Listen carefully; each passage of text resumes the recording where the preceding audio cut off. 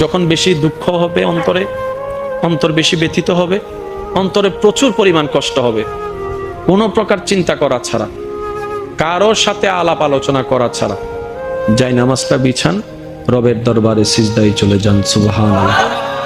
চোখটা বন্ধ করেন, চোখের পানি ছাড়তে থাকেন, মন হালকা হতে থাকবে, সিজদায় রবকে বলতে থাকেন, যা বলার বলতে থাকেন, যেভাবে বলার বলতে থাকেন। মনে রাখবেন, আপনার সেই মনের বেতার ভাষা হতে পারে আপনার রক্ত বুঝবে না, আপনার ভালোবাসার মানুষ বুঝবে না, আপনার প্রিয় মানুষ বুঝবে না, কিন্তু আপনি যেভাবেই বলেন না কেন, আপনার প্রত্যেকটা শব্দ আপনার রব্বুল আলামিন বুঝবেই বুঝবে। সুবহানাল্লাহ। আপনি যখন ওনাকে দুঃখের কথা বলবেন, উনি আপনার দুঃখটাকে হালকা করে দিবে। সেই দুঃখের খবর প্রকাশ করে আপনাকে কখনো বেইজ্জত করবে না। আর আপনি যখন সুখের খবর পেয়ে রবের দরবারে সিজদায় চলে যাবেন, তখন আল্লাহ তাআলা খুশি হয়ে আপনার সুখটাকে আরো বাড়ায় দিবে। লা ইন